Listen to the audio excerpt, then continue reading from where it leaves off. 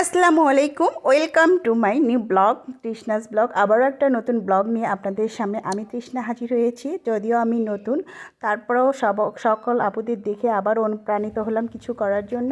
তো এই তো নতুন একটা ব্লগে আপনাদেরকে আবারও স্বাগতম। জানি আমি অত সুন্দর করে ব্লগ তৈরি করতে পারি না, ভিডিও এডিটিং করতে পারি না, তারপর একটুখানি চেষ্টা করলাম।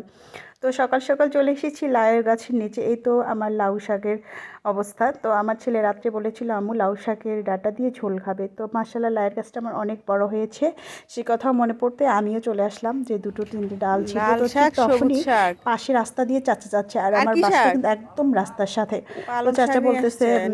শাক নিয়ে আসছি, নেবেন নাকি? তো আমি দাঁড়ান বললাম যে দাঁড়ান কী কী নিয়ে আসতেছি। আসছেন? উনি বললো ধনে পাতা, লাউ শাক নিয়ে আসছে, সবুজ শাক। তো আজকে আমি পালং শাক নিবো একটু, এগুলো মোটা যেহেতু কত সবসময় করে? ওগুলো খাওয়াই হয়। আজকে অনেক দিন পর 2 পদের শাক রান্না করব, যেহেতু আমার গাছে লাউ শাক অলরেডি রয়ে গেছে। তো লাউ শাকও রান্না করবো, পালং শাকও রান্না করবো। আর সকল আপুদেরই আমি দেখি তিনটাই শীতকালে 20 কিন্তু টাকা সবজি দিবেন, শাকটা চারটা কিন্তু দেন। তাহলে অনেক এটা কোনো অনেক কথা অনেক হলো? পছন্দের হয়। আর এখন তো শাক শাক কিন্তু খুবই আমার সস্তা। অনেক পছন্দের। শাক দিয়েই কিন্তু আমি ভাত খেতে কমফোর্ট মনে করি।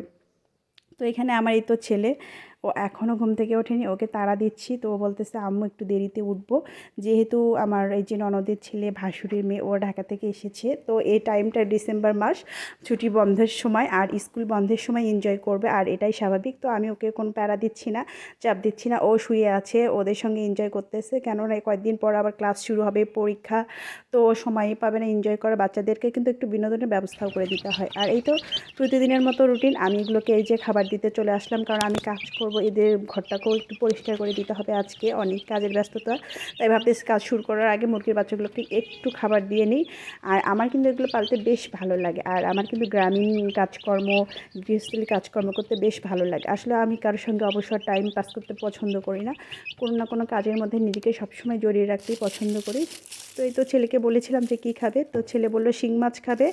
আর এদিকে শিং মাছ বের করলাম, আর এখানেই তো আদা বাটা ছিল। আর এখানে আরেকটা জিনিস দেখাচ্ছি, সেটা হচ্ছে কি, এই যে আমার মানে এখানে যে মাছটা আছে, শিং মাছটা আছে, এখানে কিন্তু আমি 2 পদের শিং মাছ নিয়েছি, একটা দেশি আর এটা হচ্ছে মানে হাইব্রিড টাইপের যে শিংগুলো চাষ করা হয়। তো আজকে দেশি রান্না করব। আর এখানে এই যে আচার, সকালবেলা একটু কিন্তু ভাত ভাজির সঙ্গে আচার খেতে বেশ ভালো লাগে। তো এখানে আচার বের করতেছে, আর এগুলো কিন্তু জলপাইয়ের আচার।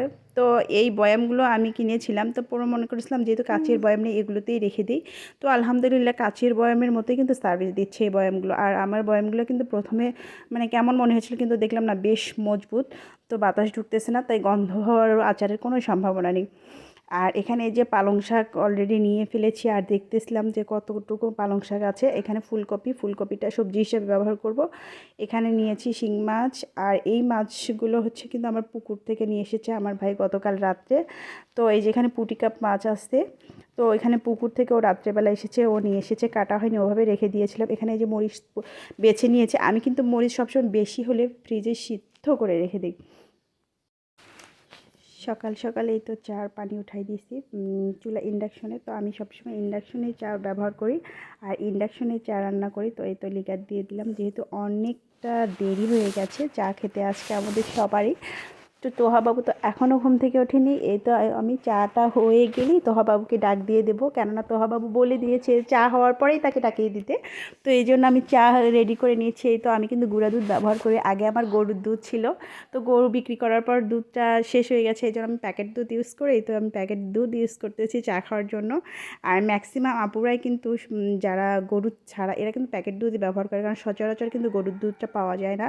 তো আমি অনেক দিন পর আজকে এত দেরিতে চা খাচ্ছি। প্রতিদিন আরেকটু সকাল সকাল খাই, তো অনেক দেরি করেই খাচ্ছি।